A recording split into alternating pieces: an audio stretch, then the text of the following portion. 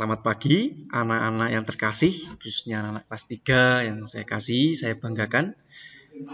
Pada hari ini kita akan belajar agama Katolik dengan judul Musa membebaskan bangsa Israel dari Mesir.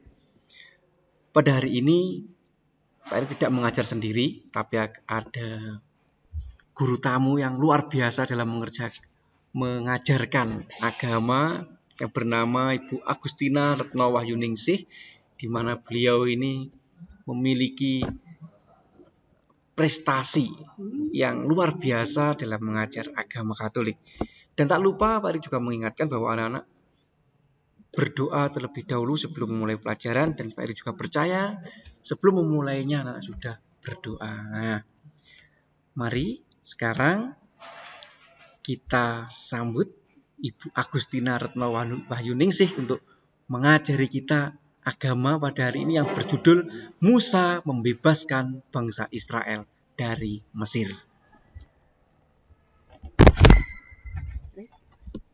Halo, selamat pagi anak-anak. Apa kabar? Tuhan memberkati. Mari kita siapkan diri untuk memulai pelajaran hari ini.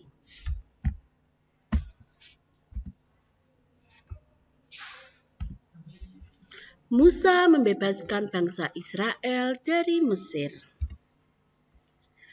Pada akhir dari kisah Yusuf, semua keluarga Yakub atau Israel berpindah ke Mesir. Mereka hidup berdampingan dengan penduduk Mesir. Setelah bertahun-tahun kemudian, Yusuf semakin tua dan akhirnya meninggal. Firaun pun digantikan keturunannya yang juga disebut sebagai Firaun. Namun, Firaun yang baru ini tidak lagi mengenal Yusuf. Mereka ketika ia melihat bangsa Israel berkembang semakin banyak, muncullah ketakutan dalam dirinya. Firaun berkata dalam hatinya, bangsa Israel sangat banyak dan lebih besar jumlahnya daripada orang Mesir.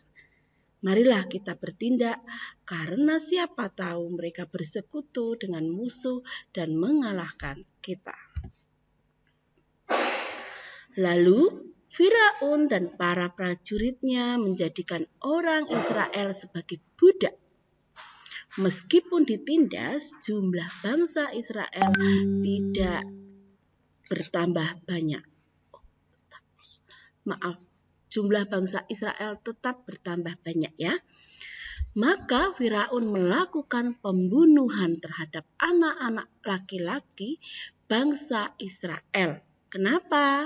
Agar bayi Musa tidak ikut terbunuh, maka oleh orang tuanya bayi Musa dihanyutkan ke sungai Nil. Bayi Musa ditemukan oleh putri Firaun, lalu dibesarkan dalam kerajaan. Ketika bayi namanya Moses, dan setelah dewasa namanya Musa. Orang-orang Israel menjadi semakin tertekan dan mereka berseru di dalam doanya kepada Allah. Allah mendengarkan doa mereka dan mengutus Musa untuk membebaskan mereka.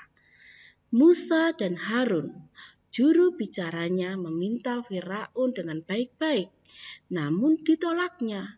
Allah kemudian menimpakan berbagai tulah atau bencana, namun Firaun masih tidak mau melepaskan bangsa Israel.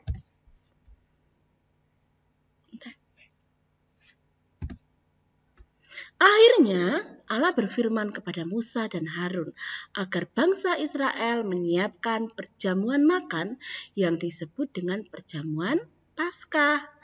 Dalam perjamuan tersebut, bangsa Israel menyembelih seekor anak domba jantan dan darahnya ditorehkan pada kedua tiang pintu dan ambang atas.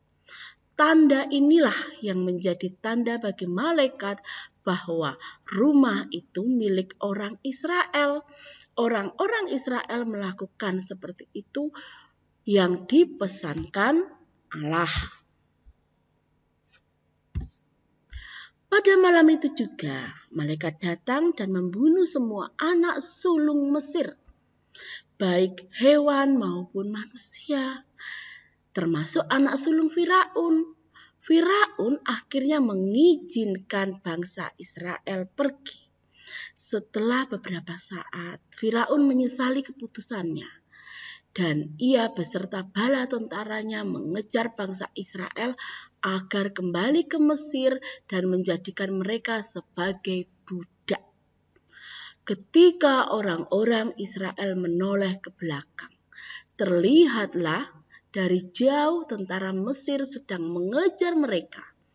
Padahal mereka tidak bisa meneruskan perjalanan karena sampai di tepi laut Teberau.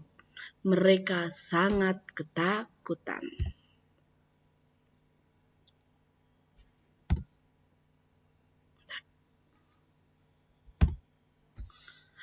Allah tetap menyertai bangsa Israel. Buktinya apa? Nah, buktinya ini ya. Allah hadir dalam wujud tiang api besar. Allah memberi kuasa kepada Musa untuk membelah Laut Merah. Ia berfirman kepada Musa, "Angkatlah tongkatmu dan ulurkanlah tanganmu ke atas laut." Pada saat itu pula terbelahlah laut tersebut dan bangsa Israel bisa berjalan di tengah-tengahnya. Luar biasa sekali ya. Tanah itu menjadi kering dan air bagikan tembok bagi mereka. Tuhan pun membuat tiang awan yang memisahkan bangsa Israel dengan Mesir. Tentara Mesir masih bersikeras untuk mengejar. Tuhan menjadikan roda tentara Mesir menjadi miring dan berputar dengan berat, sehingga mereka berkata, "Marilah kita lari meninggalkan Israel, sebab Tuhanlah yang berperang melawan kita." Namun pada saat itu pula bangsa Israel sudah sampai di darat dan tentara Mesir masih berada di tengah laut.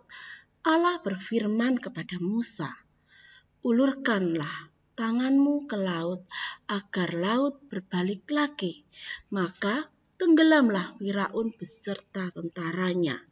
Orang-orang Israel pun bersuka-cita dan bernyanyi karena mereka telah diselamatkan oleh Tuhan. Demikian anak-anak, terima kasih.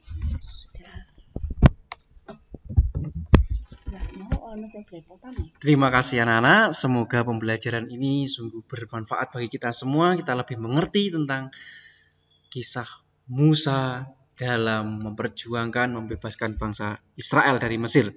Dan jangan lupa nanti tetap mengerjakan tugas ya. Semoga ini bermanfaat dan semoga Tuhan selalu menyertai anak-anak dan keluarga untuk tetap sehat dan menjaga kebahagiaan, keceriaan bersama keluarga di rumah. Tuhan memberkati. Amin. Wis. Yo, medene ra. Stop sih.